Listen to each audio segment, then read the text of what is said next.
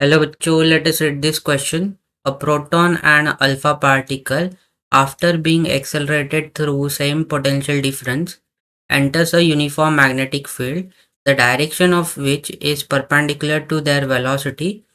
Find the ratio of radii of the circular paths of the two particles.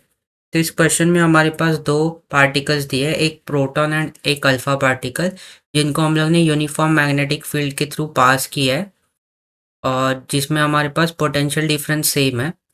And ये जो है magnetic field जो है इसका डायरेक्शन जो है ये वेलोसिटी के डायरेक्शन से परपेंडिकुलर है, तो हमें ratio of radii of circular path जो फॉलो होगा दो पार्टिकल की वजह से वो हमें फाइंड आउट करना है।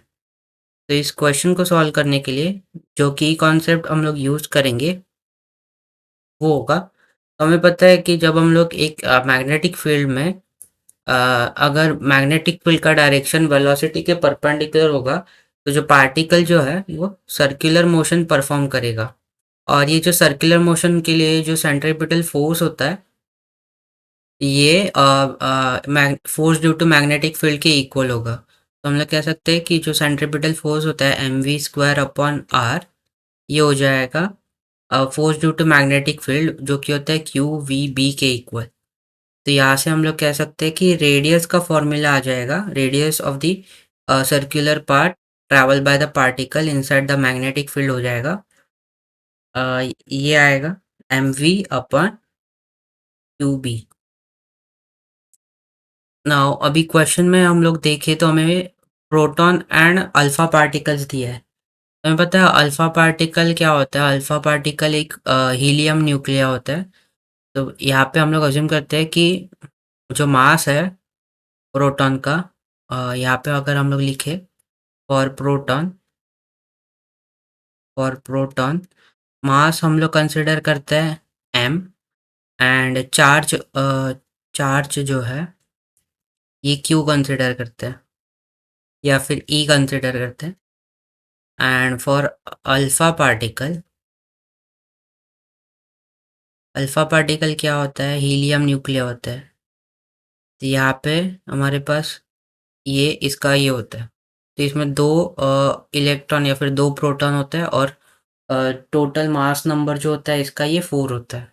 तो हम लोग कह सकते हैं कि फॉर प्रोटॉन या फिर फॉर अल्फा पार्टिकल जो मास हो जाएगा ये हो जाएगा 4 times the mass of proton, and charge हो जाएगा, फिर इसमें दो प्रोटॉन्स प्रेजेंट है तो हो जाएगा 2e के इक्वल। now हमें पता है जब ये सर्कुलर मोशन परफॉर्म करेगा तो उसका रेडियस का फॉर्मूला होता है mv upon QB, mv upon QB।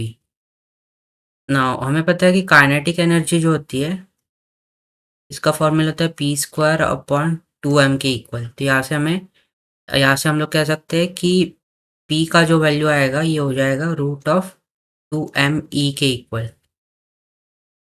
Then और हमें पता है कि मोमेंटम को हम लोग लिख सकते हैं mv के इक्वल, तो जाएगा mv will be equal to √2me।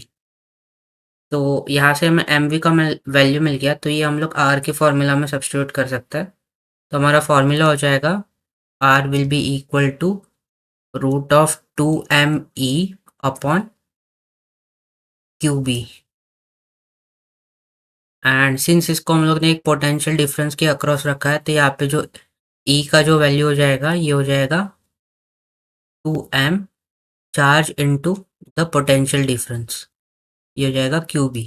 अभी ये अपॉन डिनोमिनेटर में जो QB है इसको अगर हम लोग स्क्वायर रूट के अंदर ले तो इसको हम लोग को स्क्वायर करना पड़ेगा, तो हो जाएगा 2me इंटू वी अपॉन ये हो जाएगा E² अपॉन V²। तो एक ई कैंसिल हो जाएगा, तो हमारे पास फाइनली जो फॉर्मूला बचेगा वो होगा √2m v upon E into B²। तो यहाँ से हम लोग कह सकते हैं कि जो रेडियस है ये किसके प्रोपोर्शनल है, तो मास से डायरेक्टली, रूट ऑफ मास से डायरेक्टली प्रोपोर्शनल है, एंड चार्ज से, रूट ऑफ चार्ज से इनवर्सली प्रोपोर्शनल है।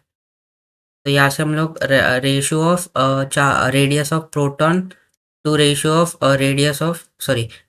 Radius of proton and alpha particle निकाले, तो ये आएगा mass of proton upon mass of alpha into charge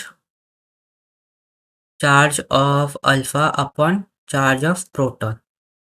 तो हमें पता है यहाँ पे अगर वैल्यूज डाले तो मास हमने एम लिया था और ये 4m था। Then charge of alpha particle is 2 times charge of proton. ये कैंसिल हो जाएगा, ये कैंसिल हो जाएगा। रूट ऑफ 1/4 हो जाएगा 1/2 एंड ये हो जाएगा √2। तो यहाँ पे अगर हम लोग ऊपर नीचे √2 से मल्टीप्लाई करते तो ये हो जाएगा, यहाँ पे अगर √2 से मल्टीप्लाई कर दे तो √2 इंटू √2 2 हो जाएगा। तो ये हो जाएगा 2/2 √2। तो दैट मीन्स हमारे पास रेशियो आएगा RP/R alpha will be 1:√2।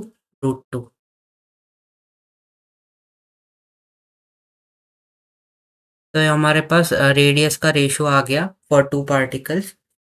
So I hope you have understood it well and best of luck.